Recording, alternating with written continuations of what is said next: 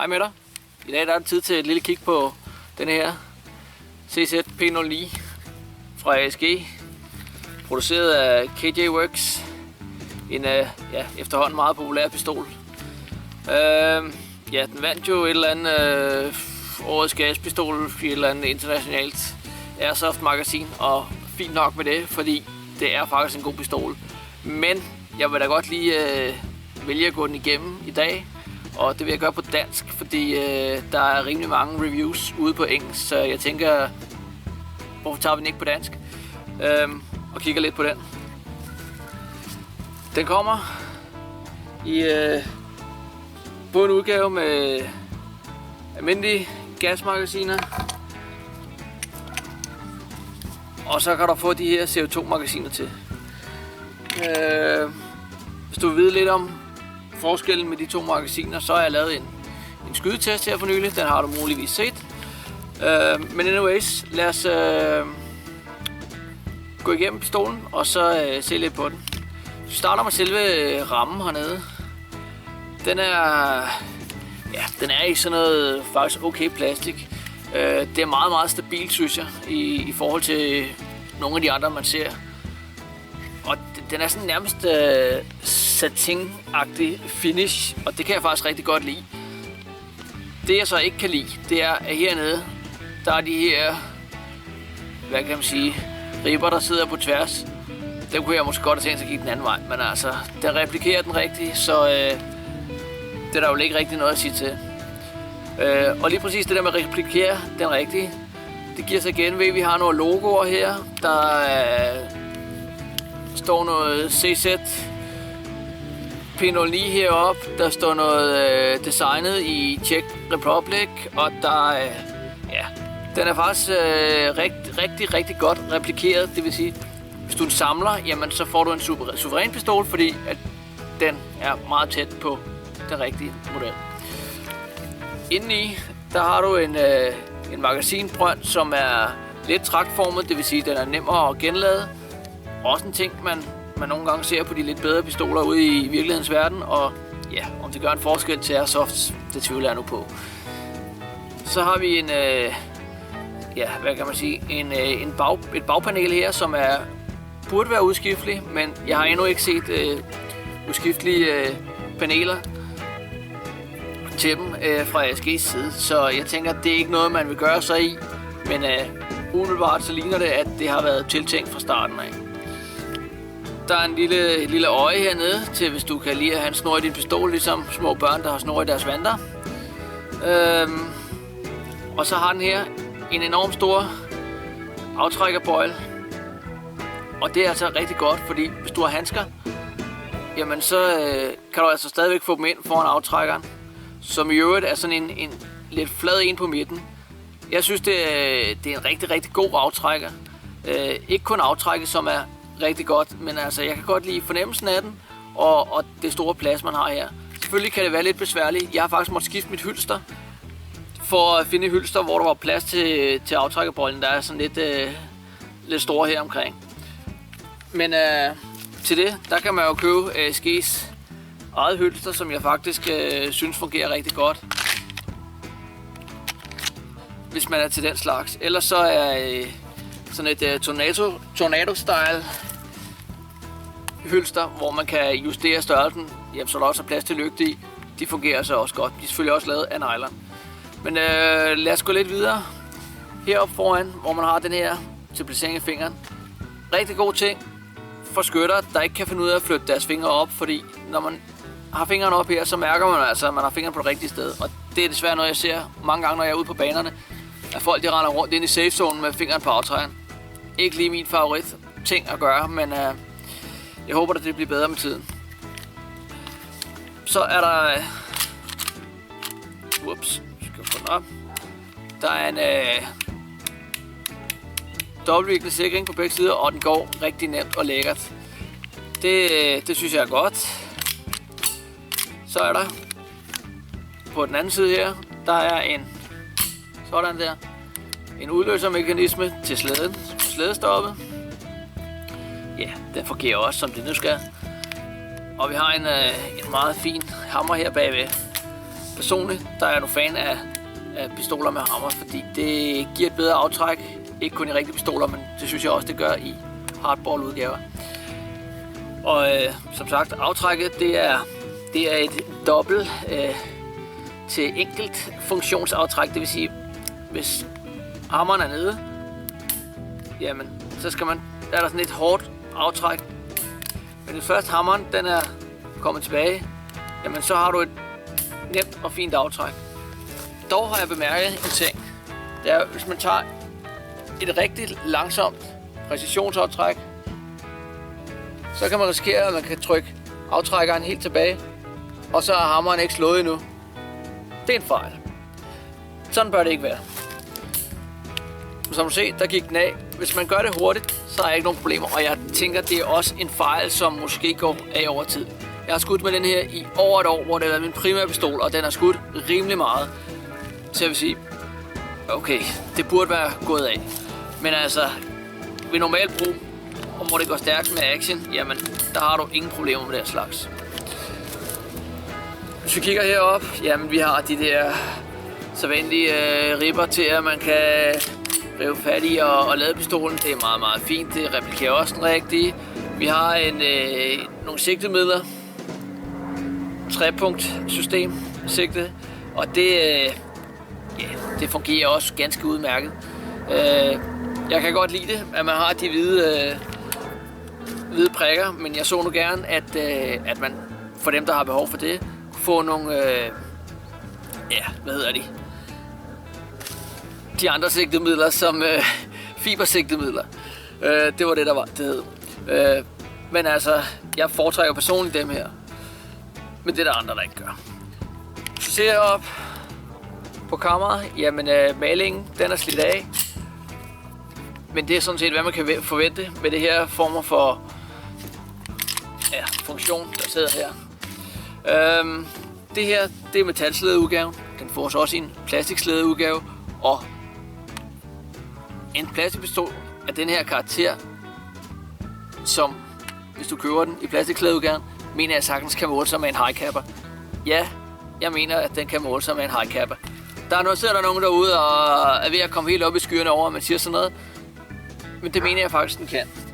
Og det kan den blandt andet, fordi den har de her enormt lange magasiner. Hvis du holder på grebet, så kan du se, at det stikker ud under min hånd, som er middels størrelse. Og de her, de er rimelig lange, så de kan indeholde rimelig meget gas. Og det er faktisk det, der gør, at den her pistol, den shiner ret meget på gas. Den kan bruges ned til forholdsvis lave temperaturer. Jeg skød med den hele vinteren ned i hardballhallen. Og der gik faktisk rigtig lang tid, før den havde problemer i forhold til nogle af de andre. Derudover så var jeg selvfølgelig nødt til på et eller andet tidspunkt at gå over til CO2-magasinerne. Og ja, det er for mig en super mulighed, at man kan skifte til dem her, fordi så kan jeg skyde med den stort set hele året. Dog vil jeg sige, har du plastikslædeversionen, kan du ikke skyde med CO2, fordi så kommer du til at få en pistol, hvor slæden den knækker heroppe foran, og det har jeg desværre set et eksempel på. Jeg var forsøgt at være flink og låne mit CO2-magasin ud til en ny spiller, og sagde, vil du ikke låne, fordi jeg havde en rifle at skyde med, han havde kun sin pistol. Jeg var ikke klar over på det tidspunkt, at han skød med plastikslædeversionen, og den ikke lige var optimeret til CO2. Så han nåede at skyde nogle få gange, så kom han tilbage med en flækkeslæde, og det beklager jeg, men vi var begge to i god tro. Og ja, det er selvfølgelig, hvad der sker. Til gengæld, når du så har defekte dele, så er det jo en ASG-pistol. Det vil sige, det er relativt nemt for forhandlerne, burde jeg mene, at få reservedel hjem til den. Og det er selvfølgelig også en fordel. Dog er der selvfølgelig ikke lige så mange, hvad kan man sige, poppede tuningsdele, som der er til en highcapper. Men okay, fuck det. Det var sådan ligesom det eksterne. Jo, jeg vil lige sige heroppe, det er måske svært at se, men de der lidt skarpe kanter og sådan en maling, den er måske ikke den allerbedste på slæden. Men okay, den skal jo også bruges, og den må godt se lidt slidt ud. Indvendigt, ja. Lad os prøve lige at tage den. Skille den ad en gang. Man piller sådan en lille dims ud. Det kan du se på en masse andre reviews, hvordan man gør det. Og der ser den sådan set meget pæn ud. Indvendigt her, der skal man bemærke heroppe, der sidder, når man tager den her ud, rekylfjederen, der kan fjederne altså falde af her.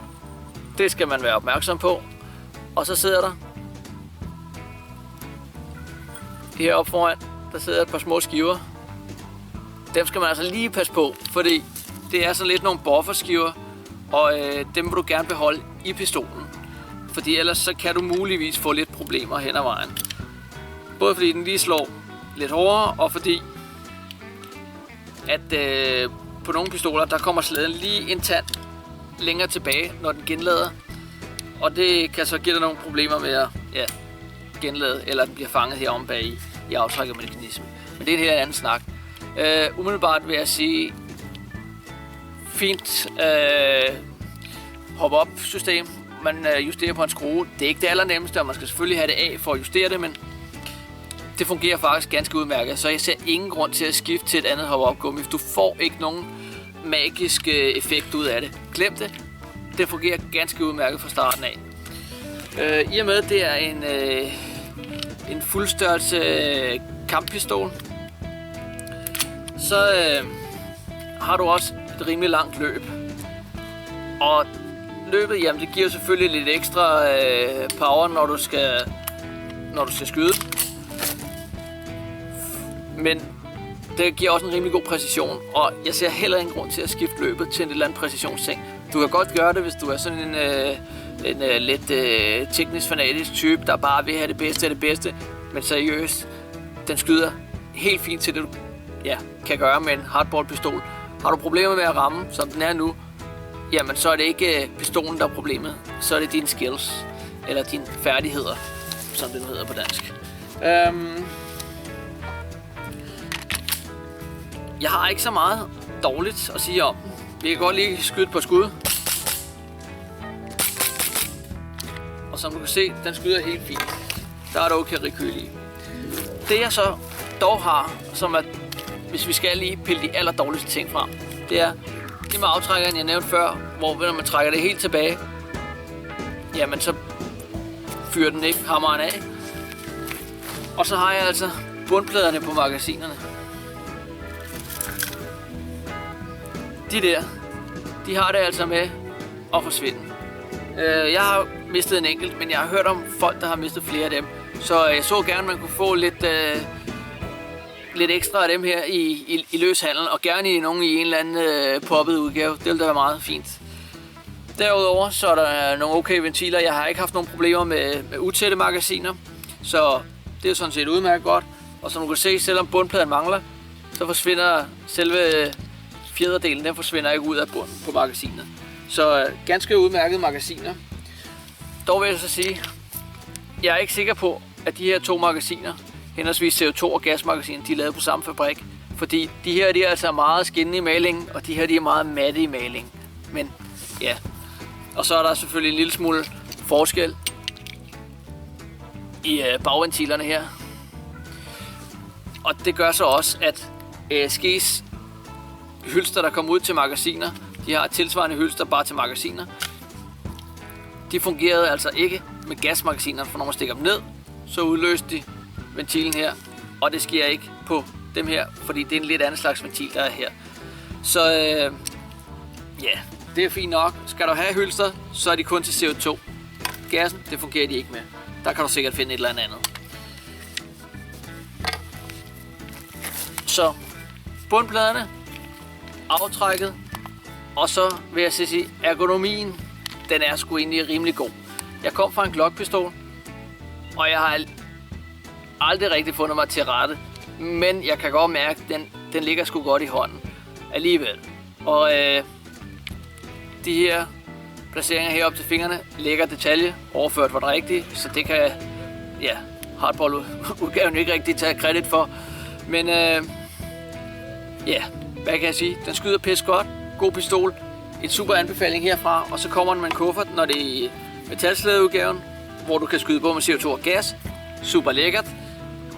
Skyder du kun med gas, jamen så er plastikudgaven ganske god, og faktisk også en af de bedste. Er det den bedste pistol på markedet? Det ved jeg ikke. Men det er klart en anbefaling værd, og skal du ud og have en gaspistol, så bør denne her være med i din overvejelser i hvert fald. Alternativt så er ASG's SP01 også et rigtig godt bud, men det er mere en præcisionsskive konkurrencepistol, hvor det her det er en reel kamppistol. Altså med rimelig let også, fordi den har det her plastik ramme ting. Anyways, hvis jeg giver den en eller anden form for point, jamen så vil jeg sige, er det en 8 eller er det en 9? Jeg har været lidt tvivlende, men der er bare ikke ret meget, jeg kan komme efter på den her. Det er små ting. Der er lidt det med aftrækket, som man ikke bemærker ved brug. Så er der bundpladen på magasinerne, og så er der en lille smule med malinger. Resten, det er bare pis godt. Altså, hvad fanden skal jeg gøre? Lad os sige, at det bliver en 9'er til CZ P09'eren. Den ligger lige på vippen til en 8'er, fordi jeg prøver at koble følelserne af, fordi så har jeg nok kun givet den en 8'er, fordi jeg ikke har fundet mig helt til ret på den alligevel, selvom jeg har skudt med den i sindssygt lang tid. Men anyways, det var det. Tak for nu. Håber du nød det, anmeldelsen, og vi ses derude en gang, og så ses vi i næste video.